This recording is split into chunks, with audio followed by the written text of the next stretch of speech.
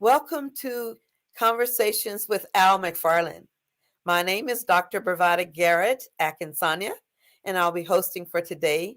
Our brother Baba Al McFarlane and his wife Bobby are celebrating their anniversary today, and I think he said it's about 50 years, so we want to do a shout out to him. As we talk about today, and you join us on this Friday, each Friday show is called The Healing Circle. And in this time, we set aside an opportunity to discuss the wellness of us as African Americans in this community. And we do it with a sacred way in which our ancestors celebrated life. We use what we call a circle. And although we are not in the same room together and it is virtual, we believe that we're in that same space. So the way the healing circle works is that each person in the circle has a chance to use the virtual talking stick. And we pass the conversation from one to another that way. We also are in this circle space because a circle holds a place of power for everyone. There's equal access to the center, which is seen as the circle's power. We honor our elders in the circle. And we honor them because they're closest to our ancestors. And we as African people, we honor our ancestors because they're closest to our Creator. Today, we talk about several things. And one of the first parts of the conversation I'd like to talk about is political advocacy. I had the opportunity yesterday to take a team of clinicians and parents and Brother Al McFarlane to meet people at the legislature. First, we went to talk to people who were in the Senate about providing services for the mental health, that means the mental health and spiritual liberation needs of Black children and their families. In that experience, it was very, very powerful because before us, there was another group of African Americans looking for money to support the Black baby projects that we're experiencing, knowing that Black women die very often more than any other group, depending on, regardless of their social economic status. We know that they die in childbirth. We know that their children have low birth weight and often die. And so if they were asking for money, they ran up against a lot of questions, one of which was that there was not a need to support culturally specific work. And through that process, we noticed that the people in the legislature, they had to be educated about what the difference is and why we need culturally specific services. Right after that, I'm going to tell you now. After that, we went later on to the House. And our little gang had a parent who was a very powerful speaker. She came and talked about how important it was for her to take her young Black child, who was 6 years old, to therapy because he was having a lot of behavior problems at school. And she would often cry and worry about whether he would make it, because for her as a Black parent, him not getting educated meant that he was in a struggle. And that struggle may lead to him being in the streets, in jail, or even dead. So his ability to learn to manage his affect and to involve his feelings when he's talking appropriately in groups, that was critically important for her. And she talked about learning that as a mother who brought her child to counseling. And when we went to talk then to the representatives' house, we also talked a lot about the role that they play in properly funding culturally specific services. We talked a lot about what that meant for us in terms of serving our children and our community who are always struggling with discrimination, microaggressions, the death of George Floyd, COVID. Our whole community has been suffering. And I know this African proverb that says, when a person doesn't go hunting when their own house is on fire. And we have plenty of houses that are on fire in our community. So today, one of the fires that we're going to approach in conversation is going to be the fire of education, knowing that in Minnesota, they educate and graduate more than 85%, one of the highest rates in the United States of white students, with less than half of that being Black kids who graduate. About 40, I understand it gotten maybe to 50% of Black kids are graduating now, but the rate is still extremely low. So today we're going to talk about what it means for Black parents to express their liberation and their autonomy and their power by keeping children at home and schooling them. Joining us in this conversation is our brother, Dr. Oliver Williams, who would join us now to give his 2 cents about what's going on with our parents and what's going on with public education versus charter school, and just welcoming him to the program today. So the brother Oliver, I'm passing the talking stick to you. Thank you, Dr. B. I wanted to say, I think that the topic is very important. As you mentioned, Eric Mahmoud does a good job of working with Black children in the community. And that's good. He has got a school that's focused on and targeted for them to develop skill sets to sort of improve their chances of graduating and doing well in school.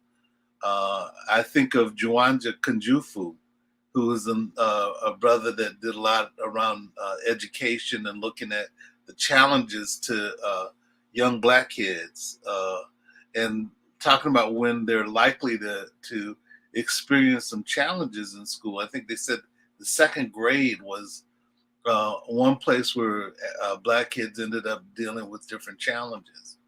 But another person who had been doing a lot of great work in the city of New York is a person that started dealing with young men and violence. His name is Jeffrey Canada. And Jeffrey Canada has a Harlem project that worked with kids who were coming from homes that didn't have the structure within the home, but also didn't have the capabilities in terms of the educational environments, and making sure that the kids, could do really, really well. Thank you. And so we worked on a project that was called together by the Jeffrey Holder when he was the Attorney General, where we had an event where we brought together people who were thinking about those issues to reduce the violence for kids who were dealing with the different challenges and trying to talk about how the domestic violence community could be responsive around those sets of issues. And they had some of his staff come in and have conversations with us about dealing with these sets of issues. So, and the other thing I liked was the fact that he ended up spending time dealing with violence generally and had done some good work around that, but specifically around how do you improve the school environment. And there was another woman, African-American woman in Chicago, and I can't think of her name at the moment, but she ended up doing something, but again, it wasn't so much in the home only, it was in the school environment, and ended up getting not only the structure of the school, but also the involvement of the parents to engage with the well-being of the children. And the thing I think about is that not every parent has a skill set to be able to do homeschooling with their children, either in terms of education of the children or in terms of, there was an article that we were provided that gave some examples about schools that were doing it and parents that were doing it. But when I looked at it, I said, this is really focused on little ones and wasn't focused as much on young people as they got older. And I think you've got to have both those skill sets. And if you're going to work with educating your kids, but also putting them in an environment where they can be supported. Although, in reading that article, the intentions of the parents I totally understood. You know, What do you see as one of their main intentions from reading the article? What did you perceive were the primary goals of the parents stating that they wanted to, to homeschool their kids? Why would they want to do that? well, what I got from it was also, and maybe I was, dealing with my own challenges when I was a kid growing up, is that you want to see yourself in the environment that you're getting the services provided. So you want the people who are the teachers and the people who are the administration understand the world of the child that you're dealing with. Mhm. Excuse me. And I'm not sure that everybody had that. Mhm. I know I went to a Lutheran elementary school and went to a Lutheran high school. So the elementary school, had done a report, and one of my classmates back then sent me this flyer that talked about the fact that St. Philip's Lutheran School was the one school that ended up providing support for African American children in the city of Detroit. Very true. There's also a program called Berea, which was another Lutheran school that was kind of African American focused. But St. Philip's was identified. And then and they weren't integrating those schools, and these were Lutheran schools back in the day. So the thing that was interesting was the fact that when we got to high school, they weren't. Lutheran West was doing something to engage with high school students that were Black, but Lutheran East wasn't. Wow. And of course, they sent me to Lutheran East. My mom wanted me to go to Lutheran East. So we were integrating the school, and we started with 16 Black kids that went to Lutheran East, and we graduated 3. Wow. Well, So, that sounds very different than similar and different than my experience. I grew up in the South in Texas, and of course, during Jim Crow, we were segregated. And one of the things that happened is my mom was a teacher at school for many years. My dad was the janitor there. He was a construction man. So we had parents at school, and the school was Black. Everybody was Black, the teacher, the principal. And I noticed that they did not have low expectations of us. They did not have ideas that we couldn't succeed. In right, fact, they had just the opposite. They they saw in you visions of what your capacity was and what you're capable of, and they didn't let us slack at all. And I was lucky that I was in a segregated school so that I could have my Black face reflected in people that I saw were brilliant, of authority, who were kind, who were in control of things. It was healthy for me to have that as a background. We stayed integrated until I went to the 5th grade. And that was the first year that I was in an integrated school. And I noticed they had all kinds of new things, weekly readers and all kinds of stuff. And different, we had little mouse, mascot in our class.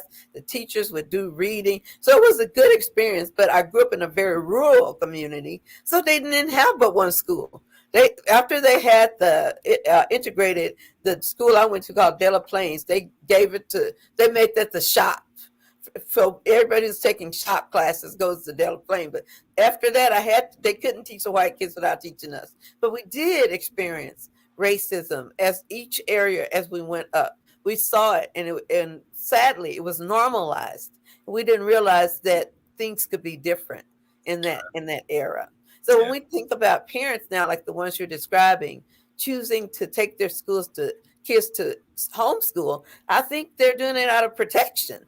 Oh yeah, yeah. And it was interesting when I went to St. Philip's. We had teachers there that would do things to not only embrace us, but we had a teacher, Miss Foston, and one of the things that she would say, she would always say, "You children are the descendants of kings and queens." Wow.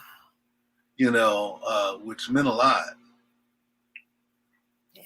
And That's powerful. and continue to encourage us. And we wanted to do better for certainly our parents and for ourselves, but we had some pride in the school that we went to. Yeah. When we went to uh, this Lutheran East and some of the other schools that were there, people had to negotiate, the landmines.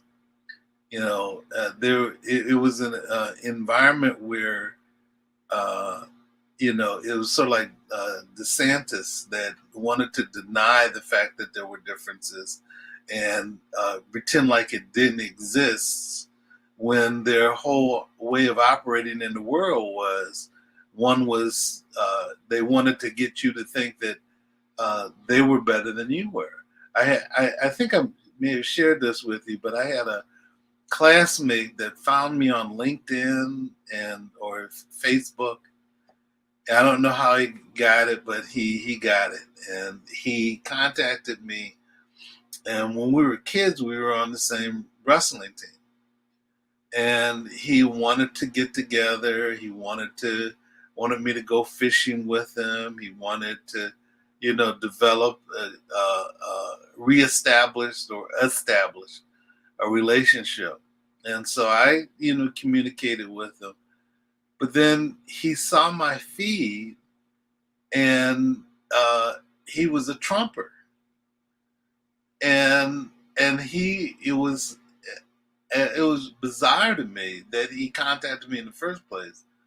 But when he wanted to continue sort of spouting these crazy things, I asked him to lose my number, lose my Facebook page, and don't be in contact with me anymore, because the things that he was saying it didn't make any sense whatsoever. But the thing that was interesting to me too was the fact that it validated. Sometimes when you're going through those experiences as a child, you say, well, was that real, or was that my child frame on what I saw? And what it did was it validated me in terms of saying, well, it was real, Yep. and the craziness that existed. I mean, there's a lot of stories you could tell about that, but I don't want to expose my trauma any more than it was. I hear you, brother. Similarly, and I think when I think now then about the article and what Black parents are doing to try to minimize that harm to their kids. Right. That's that right. When you look at systems that are just filled with people who don't look like you or your family, they don't have the cultural competence, knowledge, or even interest, right, to have to learn to work with you and your kids differently. We know that, for example, Black kids, they learn better kinesthetically. So when we are really teaching our children to do things, the things we learned were either with music or movement or something like that. And it fits very comfortably with us culturally, because that's the way we roll. The other thing I've seen is some good examples here, though. Like We Win Institute helps academically. Brother Gene Ford over there with NetCAD, this Network for Children of African Descent, and he does parent literacy, as you know. We have Dr. Katie Sample. I don't know if she's still doing the African American, I think, education leadership school. And then we have now, when we talk about looking at Dr. Canada, we have the NAS, the Northside Achievement Zone, that is trying to achieve some of the same and emulate the same principles. So a lot of the people in the community are trying to find out ways to get Black kids educated. And we want more. We want any people in the audience who are listening to join us right now on Conversations with Al McFarlane. We want you to subscribe to our YouTube channel or subscribe to receive notifications when we are live. We ask you to join us at youtube.com at Insight News MN. So we ask you to join us and to send any notices or conversational items that are hitting you today to just join our conversation. And we ask you to continue to support us as we kind of increase our viewership, and we go through the community just bringing this great news about not just politics, but possibilities. So just wanted to make sure I gave that shout out to community. What I'd also like to do is talk a little bit more about these parents. I have a couple of colleagues that I talked to earlier who I was hoping would be able to join us. They're both one's a marriage and family therapist and another's a psychologist. So I wouldn't say that all parents are marriage and family therapists or psychologists, but even they had decided to homeschool their children. And one of the reasons is that they were seeing that a lot of educators have low expectations, Right. and I don't know if you remember that movie Akilah and the Bee. Mm-hmm. But where the little girl was learning to spell all these big words, and the teachers were giving her simple words that were like first grade words, and she was spelling better than college students or professors. Right. So I think I'd like to talk a little bit more about what do we see as why Black parents take this back as a sign of their activism against a system that's not caring for them. What are your thoughts about that, Dr. Oliver? Well, I think that the thing is that your parents want the best for you, and I mean, even back, in the day, the intention was to have you go to a school that provided an educational environment for you so you could do well. But it was also dealing with social justice. The schools had a responsibility of being able to provide that support for their kids. And so when my mother encouraged me to go to these different schools, she was clear that it had a lot to do with social justice. And if that was a place where you could get a supposed better education, then you should go there, not to places where they didn't have the books, they didn't teach the topics, they didn't expose you to different opportunities. You needed to go to the place where they did do that. And so that's what she did. But there were also things that happened in the school where you would do poorly on a test, but the people who did better than you copied off your paper. And the question was, how could they get a better grade when they were copying everything that you had put down?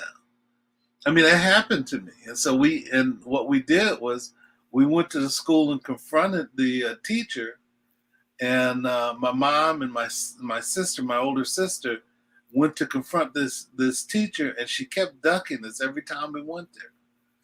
And then to the point where we said that we were going to call the newspaper and bust them out. What? With regard to that. Yeah. And so they didn't want any of that. So what she wanted to do was to be able to give me a grade that was C+, no lower than a C+. And nobody was asking for that. They was saying, give me a grade that I deserve. Yeah. And or dealing with racism where you become a victim in a situation. I remember being in high school, and I was a top athlete in the school, and I would do something. I would behave normally, but kids were my classmates were maybe annoyed by the fact that I could excel at something that they couldn't. And then you'd have the class jump on you. And thank goodness I was a good enough athlete that I could, make them pay for that. But that's not what you want to do. That's not the situation you want to be in. And the other thing was the fact that there were some kids that were trying to be decent, and there were some people that were clearly decent, and their parents were clearly decent, but there were so many more that weren't decent. And I ended up being uh, um, vice president of the student council, and to do that, and to also be vice president of my class. But to do that, one of my classmates, who was very decent, ended up confronting her classmates about their racism. And so those are things that if I had gone to an all-black school, and when I went to an all-black school, I had to deal with that. That's right. And so, but there are things that you have to negotiate. And at the end of it, my friends Reginald and Reginald became a fighter pilot. That was his dream, all along. And he ended up being a fighter pilot in the Navy, and then ended up being flying for the airlines afterwards. But we talked about, and then our friend Ronnie, who passed away a few years ago. We would talk about the things that we experienced as kids. Wow. And how we negotiated dealing with those things. So, Brother Oliver, I need to talk and stick because I'm about to have church up here with you. okay. But it's almost your lived experience is so similar to mine. I can barely believe it. Right. As I said, I grew up in this rural town in the South, Floydada, Texas. And I remember writing papers, turning them in, and getting bad grades. And I know I can write. Right. My mother was an English teacher. She correct your grammar when you're talking. Right. She'll say it again. Say, what is it? So I knew how to write, and I knew how to use the English language very well. So I would write papers, and the woman would consistently give me B-, C, C-. And one time when I finally did get close to one of the white girls who was always making A's. Right. She was, her parents were very rich, and she was always making A's. And I knew that my papers were, and I'd read hers, and they didn't sound any better than mine. And so we switched papers. We were in high school. We finally switched papers, and I'll never forget it. She got my paper back with an A. I got hers with a C-. That's when we confronted them. And the teacher had to go back and redo all of my grades because she had really cheated against me. And I'm so shocked to hear the similar thing happen. And same for me. I was very athletic. I could run so quickly. You know how they make you do the bleachers and make you run around in the gym. And the teacher would say, do 5 laps, and then you can go to the shower. Would I do my 5 laps or go five times up in the bleachers? But sometimes I'd be coming when they going when they coming back. I'd meet them, and I'd get through ahead of them. That I was the only one in the locker room for about 5 minutes. That's right, at least, because I had beat them. Now, if it had been a black school, the teacher would have said, "Oh, this girl's got talent. She can run. That's right. Let me see if I can nurture that or put her in track or something." Right. And they didn't do that. Right. The same thing with my sister Lisa. She was an excellent golfer. We didn't belong to any golf club, so she had to practice making holes in the yard and wherever she had to do.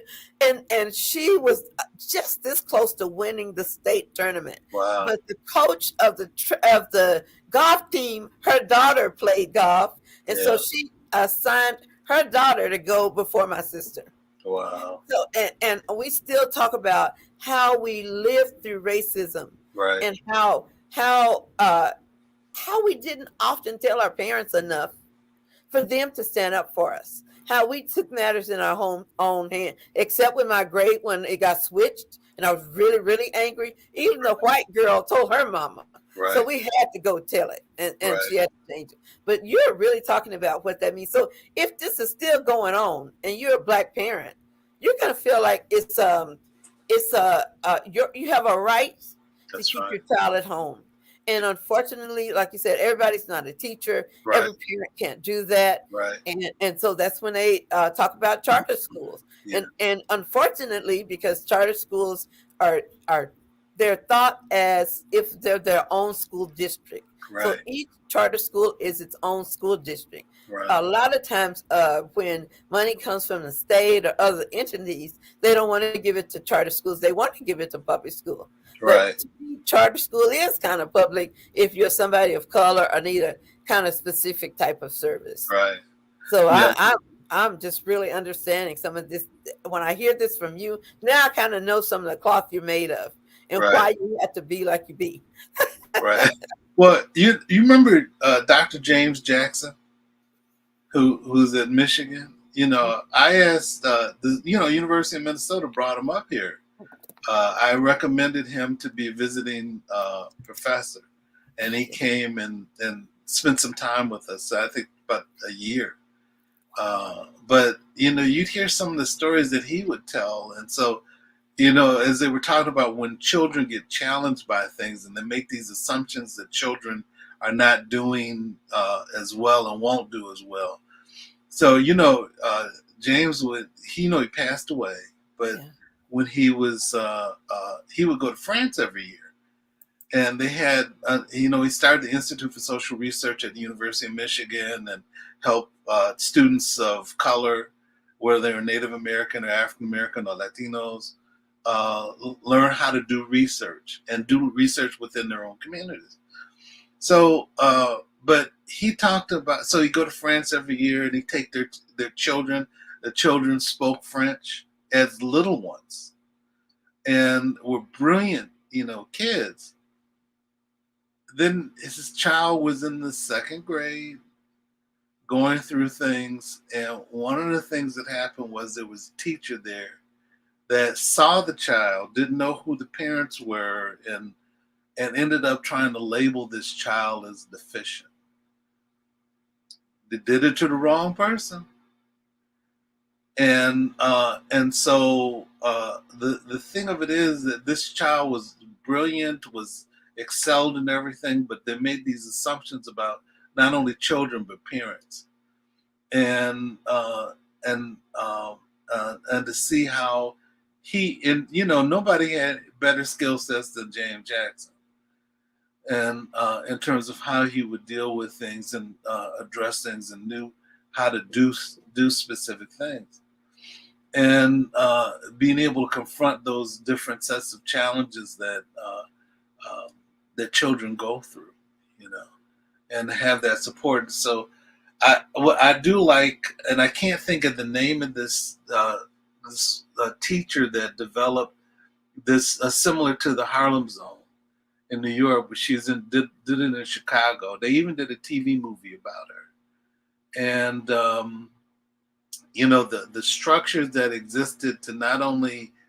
help the children excel, but to get families to commit to being supportive of the children and making sure that they would track the children and doing better. In the article that we got yesterday, it talked about the frames and how the support systems could exist and how you could draw on different things. But, not every community has that. So on the one hand, I'm clearly in support of what they're intending to do.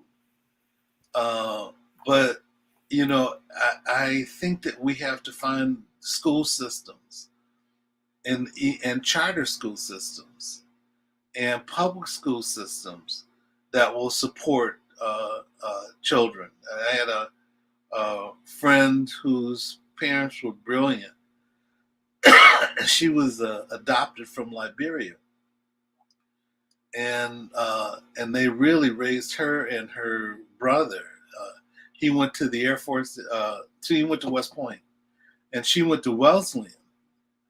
But that was the support system that they could provide. And she graduated valedictorian from this public school. And I went to school with her one day. And I'm thinking to myself, it had to be the parents that did it, because it was an inner city school in the city of Detroit. And she excelled, but not everybody around her excelled. And for me, I did the best I could with what I had, but the person who was supporting me was really my mother and my father by proxy. But my mother was deep in it, in the weeds, trying to make sure that I did better and would find schools and places and programs for me to get better at what I did.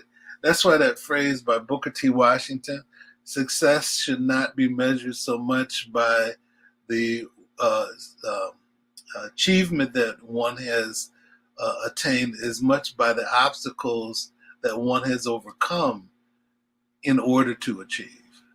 And so that's what I think of. And that had been sort of my mantra, all along, is the fact that you can do it if you had the opportunity to do it. And if you got supported to be able to do it, then that's something that was really important. So you bring up another piece that I think is very relevant to this conversation. And one of them is, how do we construct or resurrect or reconstruct, even though it may initially appear artificially, a community that is there to surround young learners, and even those all the way up to graduate school, anyone trying to learn. But how do we construct that, and what are the pathways to get community engaged in a point that nobody has to educate their child alone, and no one has to hold that all of that power and responsibility alone, that it can be shared? Do you have any ideas about that? Because one, let me just say this before I give you the talking stick. One idea I have about it is that sometimes we have to almost artificially create that. And we do that through programs like the one I have called Project Marua. It's called Premeditated Parenting Boot Camp. And the motto is, we think before we act with knowledge, and we fight with conviction. And what those parents do, they believe that their job is to prepare their children to be well in all their areas of life. And we have one whole module on academic wellness. And some of the things that comes out of that is parents will say, it reminds me of my deal, I don't know nothing about that algebra. That new algebra. But what it did come out of it is that there are parents who had high school kids or other aunties or uncles who didn't know about that algebra and who could help their kids to learn. So when we created that program, the parents were able to share resources with one another, and they became a larger community of support, asking for, because one of the missions of the program is to teach Black parents to give and receive support. Right. And so if you can't ask for help, then you can't give it. And so in that whole process, we had tests that the parents would have to take, and the test would the first thing they do in the first session is a post measure about the topic. And the first thing you do, the first class, they're doing this in front of their papers, so nobody's looking. And that's the white way of learning, of course, that's called stealing or cheating when you share knowledge with someone. Right. And so we think about parenting.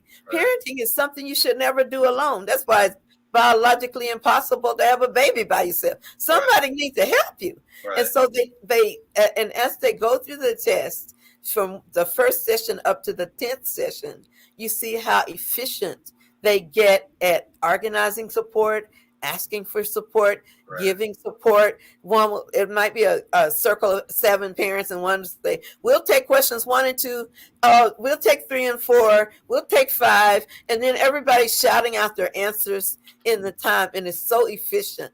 And they learn how to give and receive support. So I'm just putting that out there as one of the models that we can perhaps superficially create and help people rejoin. But you talk a lot of times about churches. And I'm just wondering, when you think about that, is how could they be a part of that artificial rekindling of what it means to be community actively in educating kids? I'm going to Well, pass.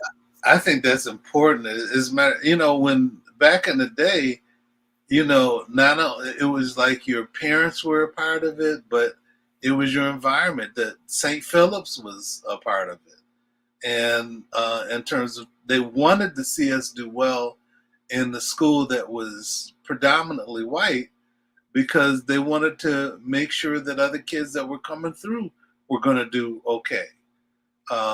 There were other students that followed later, but what was interesting, our class was like the largest class, and everybody else seemed like they got uh, um, nudged out.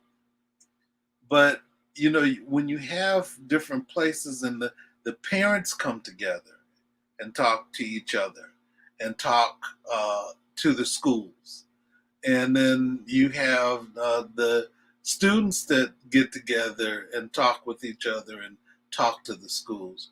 But then you have the churches and the places where students were being referred. My understanding was the reason why they ended up selecting us to come is because they were concerned that their funding was going to get chopped.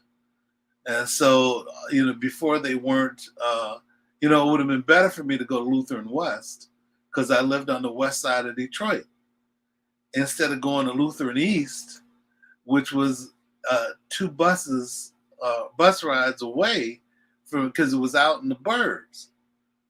And so, Lutheran West was in a burb too, but it was closer to where I grew up. And that what motivated them is they didn't want to get their funding cut. And then for us, my mother, she saw that there was an opportunity to encourage us, and then they would provide some supports for us to be able to go to the school, because you had to pay to get to those different programs, but we went through, and we succeeded. Where some of my colleagues, or classmates, decided to go somewhere else, that in the school within their neighborhood that ended up providing supports. But some of those people were brilliant. Some people became air traffic controllers, and some people became physicians, and some people, of my classmates. But Reggie and Ronnie and I wouldn't go. And we said that we're going to, make our stand here. And then at the end, I remember I said something, because they had students, say something at the end, and I said something that was controversial, that confronted them about their isms and stuff. And even this young man that, or I guess he was an old man like me now, remembered that and wanted to know what that was about. And I'm thinking to myself, they didn't know what it was about back then.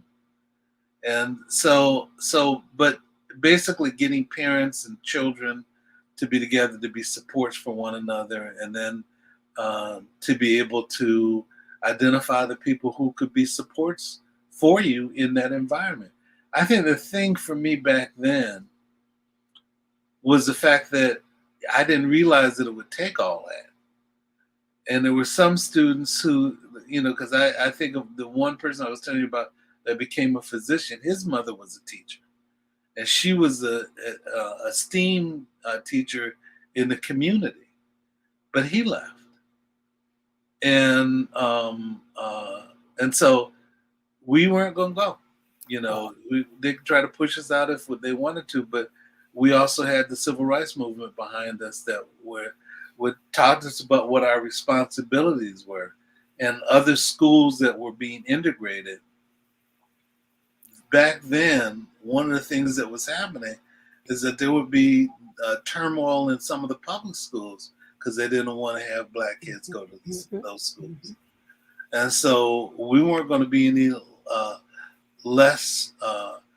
have less fortitude, because we were going to this church school. We were going to continue to go and to achieve. And we did. I mean, we really did. And there were some teachers at that school too, with Mrs. Miller in particular, I can think of, who was a wonderful teacher. And she was very supportive. And then her two sons, you know, who were classmates of ours, one a year ahead of me and one a year behind me, were really, really good people. And So you, I'm sorry. I was going to say, so you see, I love what you said a moment ago about we decided we would take a stand. Right.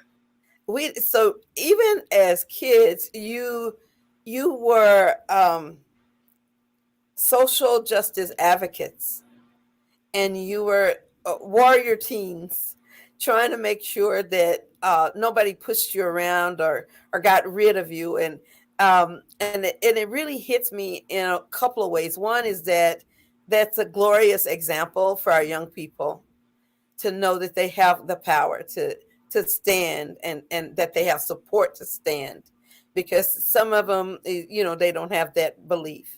The other thing I was thinking about as you were talking about that is, how do we help kids nowadays who are seeing that their brothers and sisters are dropping out, or who are not seeing success around them, but they also need to take a stand. So I'm now thinking about, as you're talking, the thing that flew through my mind is, you're a parent and your kid's in a school that's not treating them well, and it is integrated, and you're going, okay, we're here now. Now what? How do we make sure that they get treated well? What are some strategies we need to put in place to help our babies stand when they need to stand? Because what they're going to find out is, when you leave school, most of the time in America, at least where I've been, you're often the only one of only or few of. The higher you go, the more lonely you become, and the less people around you look like you, believe like you. And how do you find allies? So those are two or three pieces I think that we could talk about right now if we were to sit with a group of parents, is given our own history and our own experience. Let's think about what advice we would give a parent, or some parents who are sitting there, and we know what their kids are going through, and we remember, and like many people, we've spent part of our life trying to be problem solvers of people who are experiencing a lot of emotional pain around life circumstances. That's what we have done with our lives. So how would we go about telling parents? What would you think would be some of the first 2 or 3 tips you would like to give parents in that condition? One is, and I also saw this in the article that we got from CNN. They found resources that existed within their community. We had to do that. My mother had to find it. My sister was a very bright woman, and so she could help. But we also found other supports that existed within the community, after school programs, teachers who were in public school who were Black teachers that wanted the best for their kids, and found ways to develop summer programs and year-long programs for Black kids, to be tutored or to be informed and educated, even though it was a long trip to get to places that could be supportive. And I was a jock, but my senior year, I broke my ankle. And so I got a chance to, during football season, get back and then go to some of those programs. And then you found supports not only for that, but when you were transitioning to college, some of these advocates, these teacher advocates, who were in the educational system for the city, could be supports for you and help you through things, like even reading that, helping you to try to be prepared to submit an application for college. I mean, I got offered scholarships. I ended up going to Michigan State on a wrestling scholarship.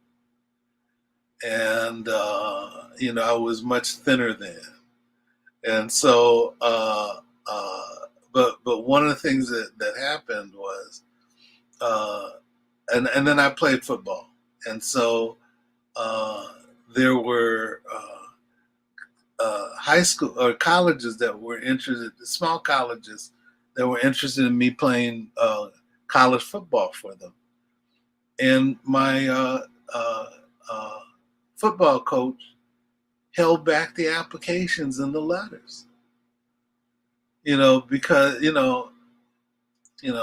but one of the reasons why I love Michigan State so much is that my uh, wrestling coach at Michigan State was very, very supportive.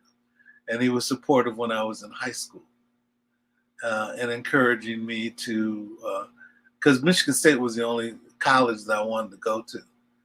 I went there when I was 5 years old, when they had when I was in public school in the city of Detroit, and they took us up there to take a look, and I saw Sparty, and I was real impressed. They took us to the student union and all that, and so I was only interested in Michigan State. And That's then, beautiful. I love that story. oh yeah, I love this. You met Sparty. You were hooked. See, I was hooked. so then one of the things you're really talking about, Brother Oliver, is that we need to give children what Black psychologists refer to as mind models. That's right. And they may not even have a person that's close to them, but in their mind, they can either read about the person or meet the person, and they can look at the values that it takes to get there. I often think about what it would be like to take kids that young to a college campus, and what that would be like for them to think about, I could go to this school, maybe even give them a hat or something from the school, and see what difference that would make to which schools the kids chose. Right. And to hear you say that today, this is so exciting because we need to figure out how to get them young, right? Get them excited about learning, excited about opportunities, and to teach them that they can do something.